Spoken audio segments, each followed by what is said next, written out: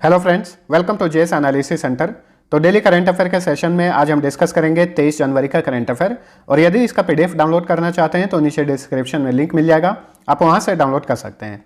तो चलिए सबसे पहले पिछले क्लास का क्विक रिवीजन कर लीजिए और वीडियो के अंत में आपसे 2 प्रश्न पूछूंगा, उसका आंसर आपको नीचे कमेंट में लिखना है। अब चलिए स्टार्ट करते हैं। पहला क्वेश्चन है, मॉरिशस सरकार ने मेट्रो एक्सप्रेस परियोजनाओं में भारत के योगदान का आभार जताने के लिए एक स्टेशन का नाम किसके नाम पर रखने की घोषणा की है। तो मैंने आप सभी को बताया था कि मॉरिशस में मेट्रो एक्सप्रेस परियोजनाओं के लिए भारत ने मॉरिशस को $527 मिलियन सहायता राशि प्रदान की है। इसी वजह से मॉरिशस की सरकार ने हाल ही में भारत के राष्ट्रपिता महात्मा गांधी के नाम पर एक मेट्रो स्टेशन का नाम इनके नाम पर रखने की घोषणा की है। नूसंतारा किस देश की नई राजधानी बनी है? इंडोनेशिया की नई राजधानी बनी है नूसंतारा। इसके पहले इंडोनेशिया की कौन सी राजधानी हुआ करती थी? जाकार्ता। डैश हाल ही में अकेले विमान में दुनिया का चक्कर लगाने वाली सबसे कम उम्र की महिला बन गई हैं। इनका नाम है जारा रदरफोर्ड। 21 जनवरी 2022 को किन राज्यों ने अपनी स्थापना के पूरे 50 वर्ष कर लिए? तो 21 जनवरी 2022 को 3 राज्यों ने अपने पूरे स्थापना के पूरे 50 वर्ष कर लिए हैं, मणिपुर, मेघालय और त्रिपुरा। भारतीय सशस्त्र बलों ने किस कंपनी से AT-4 नामक एंटी टैंक सिंगल शॉट हथियार खरीदने के लिए समझौता किया है? स्वीडन की कंपनी साब के साथ। दक्षिण पूर्वी यूरोपीय देश नॉर्थ मैसेडोनिया रिपब्लिक के नए प्रधानमंत्री कौन बने हैं? Dimitar Kovachevski. नवीनतम पुस्तक Bose the untold story of an inconvenient nationalist के लेखक कौन है? चंद्रचूड़ घोष। ऑक्सफोर्ड डिक्शनरी ने 2021 के लिए किस शब्द को children word of the year घोषित किया है? एंग्जाइटी को। ठीक है, वहीं अगर क्वेश्चन पूछे ऑक्सफोर्ड डिक्शनरी ने 2021 के लिए वर्ड ऑफ द ईयर घोषित किया है किस शब्द को? तो ध्यान रखिएगा, वैक्स शब्द को। चलिए अगला क्वेश्चन है, अरुणाचल प्रदेश की सरकार ने निम्न में से किसे राज्य के सर्वोच्च पुरस्कार अरुणाचल रत्न से सम्मानित किया है? ए राजा को। ए राजा जो हैं ये अरुणाचल प्रदेश के प्रथम उपराज्यपाल हैं। नासा के अंतर्राष्ट्रीय वायु और अंतरिक्ष कार्यक्रम को पूरा करने वाली प्रथम भारतीय कौन बन गई हैं? जानवी डांगेती, जो कि आंध्र प्रदेश से बिलोंग करती हैं। राष्ट्रीय राजमार्ग and infrastructure Vikas Nigam limited के नए प्रबंध निदेशक कौन बने हैं? चंचल कुमार। ICANN द्वारा समर्थित यूनिवर्सल एक्सेप्टेंस स्टीयरिंग ग्रुप भाषाओं पर इंटरनेट पैनल के एम्बेसडर कौन बनाए गए हैं? विजय शेखर शर्मा, जो कि पेटीएम के संस्थापक हैं। तो अब चलिए आज का पहला क्वेश्चन है, मिया मोटली किस देश की लगातार दूसरी बार प्रधानमंत्री चुनी गई हैं?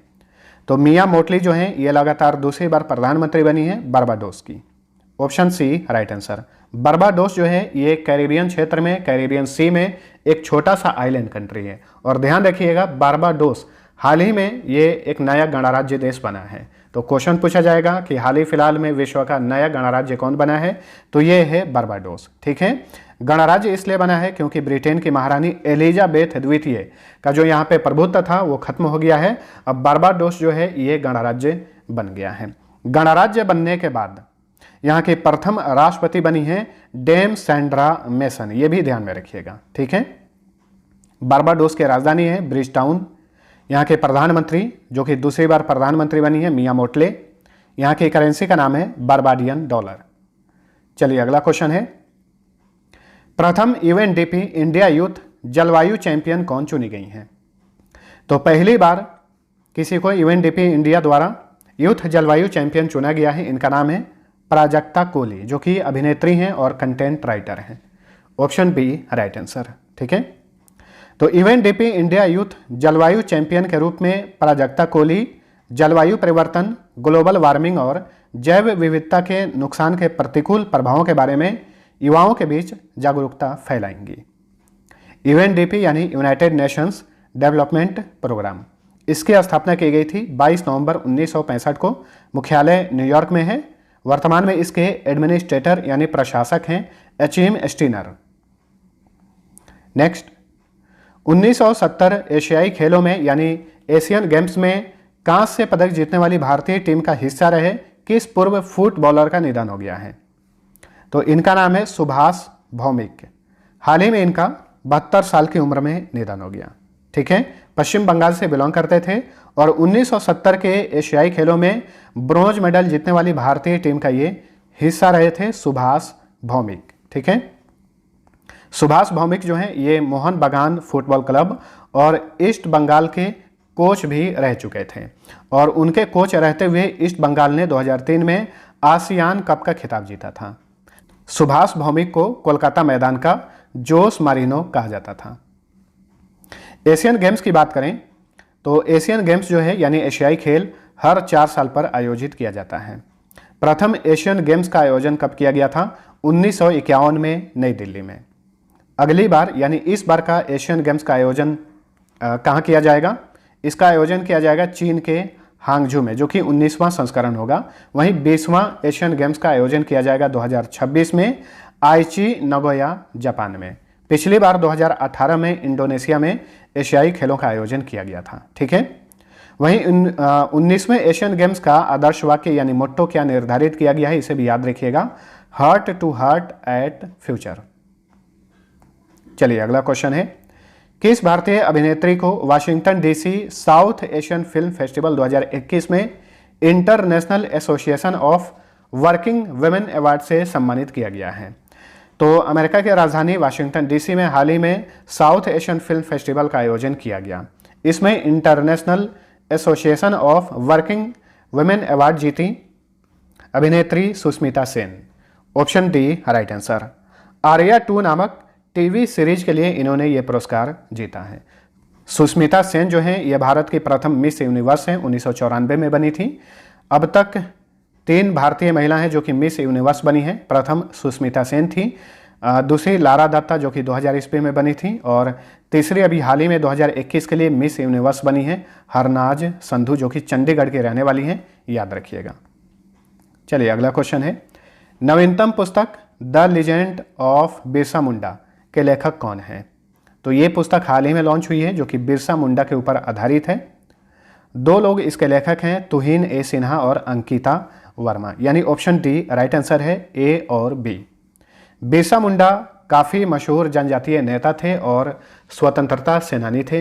इन्हीं के ऊपर आधारित ये पुस्तक है the legend of Birsa Munda. और एक बात और ध्यान में रखिएगा, नवंबर 2021 में प्रधानमंत्री नरेंद्र मोदी ने भारत का प्रथम जनजातीय संग्रहालय का उद्घाटन रांची में किया था और इस संग्रहालय का नाम है बिरसा मुंडा स्मृति उद्यान व स्वतंत्रता सेनानी संग्रहालय। वेरी इंपॉर्टेंट क्वेश्चन बनता है ये, इसे याद रखिए।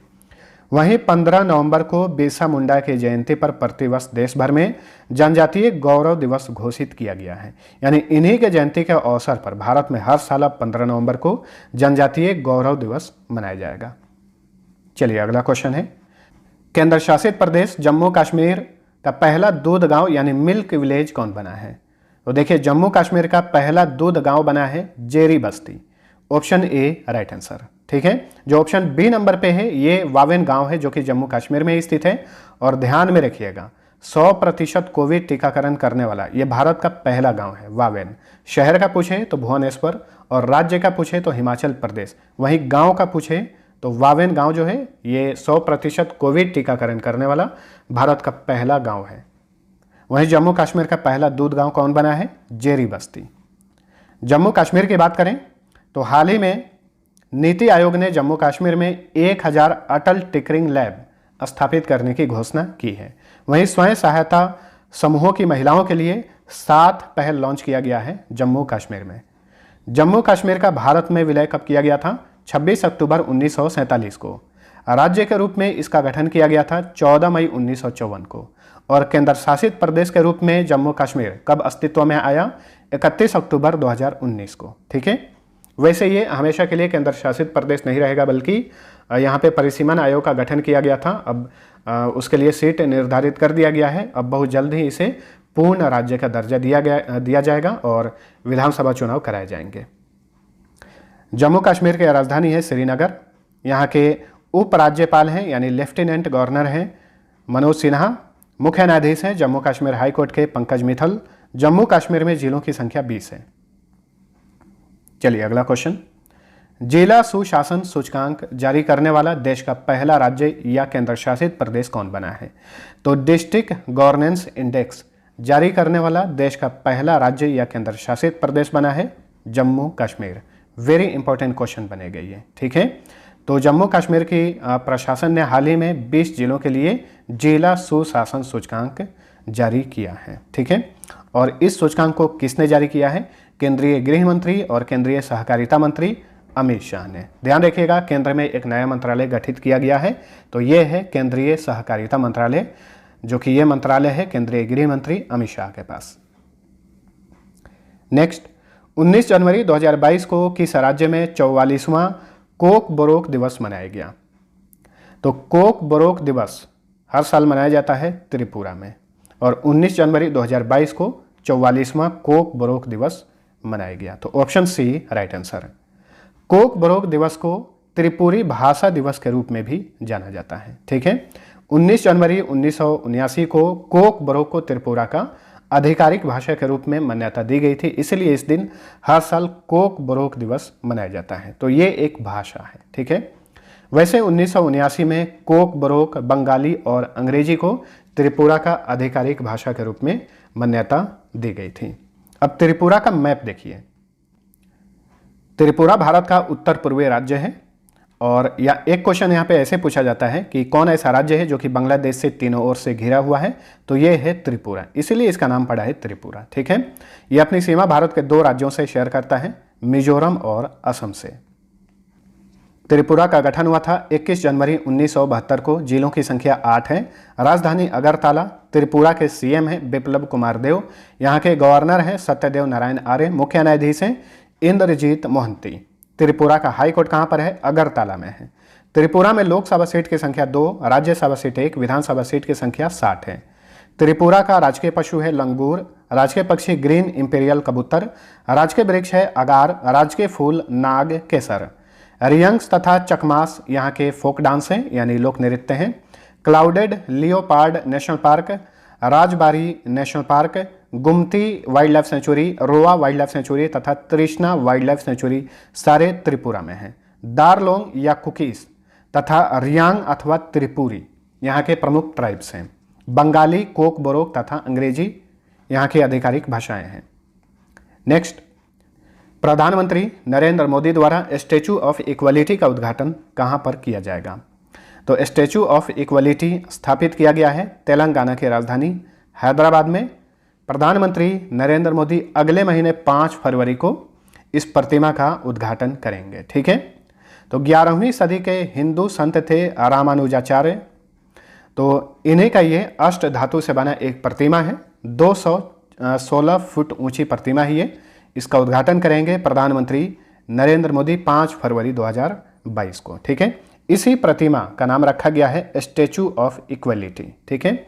और ये प्रतिमा हैदराबाद के बाहरी इलाके शमशाबाद में 45 एकड़ के परिसर में स्थापित किया गया है। अब यहाँ पे 2 बातें और ध्यान में रखिएगा। स्टैचू ऑफ यूनिटी किसकी प्रतिमा है? सरदार वल्लभ भाई पटेल की प्रतिमा है, जो कि भारत के प्रथम गृह मंत्री थे।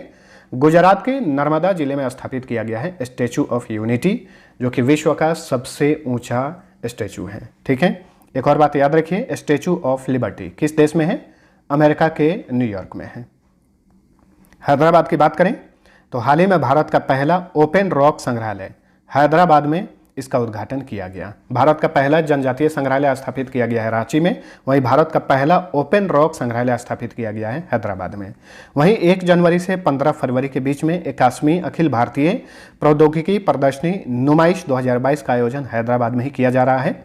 वहीं भारत का पहला अंतर्राष्ट्रीय मध्यस्थता और सुलह केंद्र भी हैदराबाद में ही स्थापित किया गया है। दिल्ली और हैदराबाद एयरपोर्ट्स को एयरपोर्ट काउंसिल इंटरनेशनल द्वारा Asia Pacific green airports recognition 2021 से सम्मानित किया गया था। और खाद्य और कृषि संगठन और आर्बर डे फाउंडेशन द्वारा tree city of the world के रूप में मान्यता प्राप्त करने वाला यह भारत का पहला शहर है। हैदराबाद की स्थापना किसने की थी? मोहम्मद कुली कुतुब शाह ने। हैदराबाद मूसी नदी के किनारे स्थित है। यहाँ पे बहुत सारे पर्यटक स्थल हैं, जैसे कि चारमीनार, फलकनुमा पैलेस, गोलकोंडा किला, सलार जंग संग्रहालय, हुसैन सागर झील और उस्मान सागर झील। नेक्स्ट, दुनिया के सबसे बुजुर्ग पुरुष व्यक्ति का नाम बताएं जिनका हाल ही में 112 साल की उम्र में निधन हो गया। तो अभी तक के दुनिया के सबसे बुजुर्ग पुरुष व्यक्ति थे सैटर्निनो डे ला फुएंते गार्सिया। इनका हाल ही में 112 साल की उम्र में निधन हो गया है।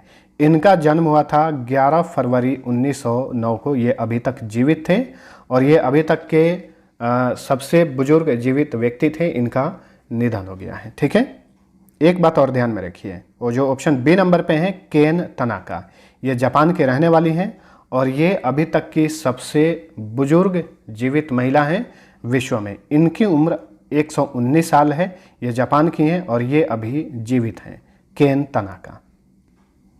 तो फ्रेंड्स, ये था हमारा आज का करंट अफेयर। वीडियो पसंद आया है तो लाइक और शेयर जरूर करना। अब लास्ट क्विज का आंसर जान लीजिए। पहला क्वेश्चन था, भारतीय खेल पत्रकार महासंघ ने किसे साल 2021 का सर्वश्रेष्ठ पुरुष खिलाड़ी चुना है? राइट आंसर था ऑप्शन बी, नीरज चोपड़ा को। इन्होंने टोक्यो ओलंपिक 2020 में स्वर्ण पदक जीता था और ये भारत की ओर से एकमात्र स्वर्ण पदक विजेता हैं टोक्यो ओलंपिक 2020 के लिए।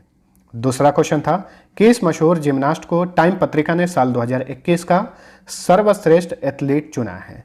सिमोन बाइल्स को, जो कि अमेरिका की जिम्नास्ट हैं। ऑप्शन डी राइट आंसर था। अब चलिए, आज का पहला क्वेश्चन है, निम्न में से किसे चीफ ऑफ स्टाफ कमेटी का चेयरमैन नियुक्त किया गया है? दूसरा क्वेश्चन है, किस राज्य के सिमहाद्री में भारत के पहले एकल ईंधन सेल आधारित हरित हाइड्रोजन माइक्रोग्रिड परियोजना की शुरुआत की गई है? दोनों क्वेश्चन का आंसर नीचे कमेंट करके बताइए। मिलते हैं अगले वीडियो में, तब तक के लिए टेक केयर।